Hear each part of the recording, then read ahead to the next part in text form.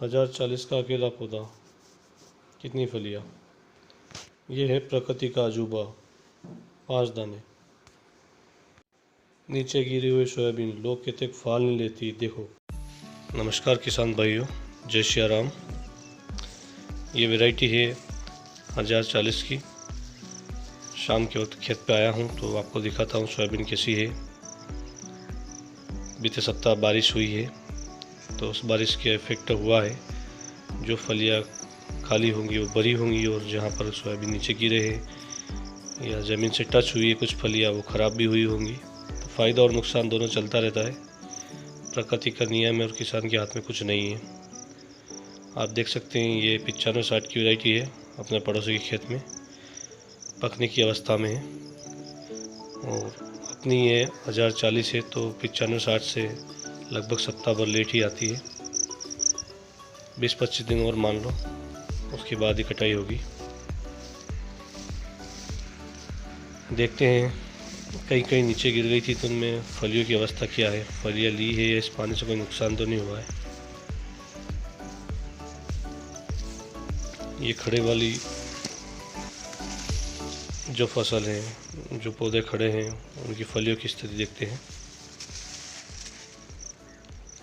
दाना लगभग 70% से ऊपर बढ़ चुका है, 70-80%।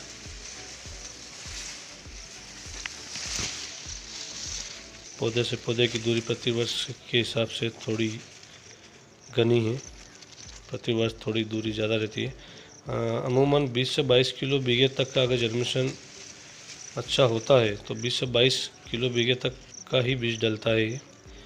और मैंने इसको ज़्यादा डाल दिया, लगभग 26, 27 और 28 केजी तक डला है इस साल।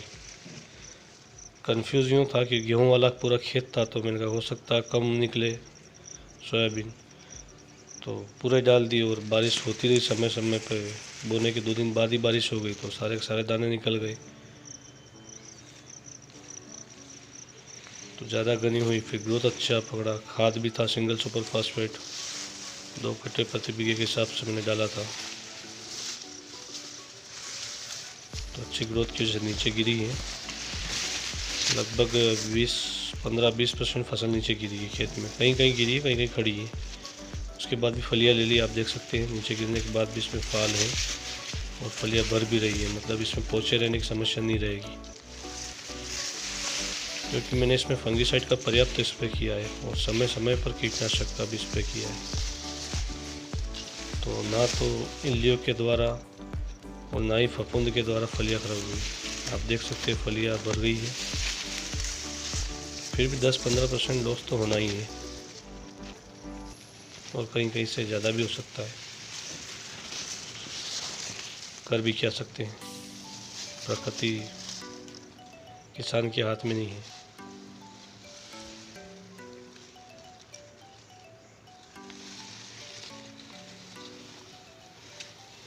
और किसानों ने प्रकृति को छोड़ा भी कहाँ है। किसान भाइयों, मैं आपको एक फली दिखाने वाला हूँ जिसमें दाने लगे हुए हैं 5, और मैंने थंबनेल पर जिक्र किया था कि अगर 5 दाने इस तरह से मान लिया जाए कि हर पौधे पे हो तो क्यों ना 8 कुंटल बीघे की सोयाबीन निकल जाए। इसीलिए मैंने थंबनेल पे लिखा था, बाद में क्वेश्चन मार्क लगाया था कि अगर प्रत्येक फली में 5 दाने हो और इस तरह से फलियाँ हो तो जहाँ लोग 5 कुंटल निकालने का दावा करते हैं वो तो 8 निकाल ही लेंगे। तो वही मेरे को आपको दिखाना था कि ऐसे 5 दाने वाली फली इस वैरायटी में हर साल में एक आध किसी पौधे में देखता हूँ, और आज भी देखा है।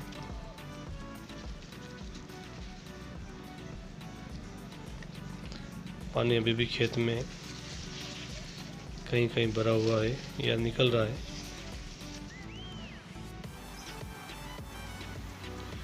कुछ किसान भाई बोल रहे थे कि आप किसी दवाई का या सफ़ेद मच्छर वाले को स्प्रे करना चाहिए, तो मेरे हिसाब से नहीं। अगर 2 या 5 जुलाई तक की आपकी अर्ली वैरायटी की फसल है तो कोई भी स्प्रे की आवश्यकता अब नहीं होगी। फिर भी अगर कोई लेट वैरायटी है या लेट बोवनी है और फलियाँ खाली है पूरी तरह और सफ़ेद मच्छर का अटैक ज़्यादा है, तो फिर आपको विचार करना चाहिए। उस स्प्रे का लाभ आपको ज़रूर मिलेगा। और इल्लियाँ भी यदि कोई फली वली पे है और काट रही है, फली के दाने तक को अगर खा रही है, तो फिर स्प्रे ज़रूरी है। पत्ते 10-15% तक खा गई तो कोई दिक्कत नहीं, लेकिन अगर पत्ते भी ज़्यादा खा रही है और फलियाँ खाली पड़ी है तो आप इस पर ज़रूर कीजिएगा।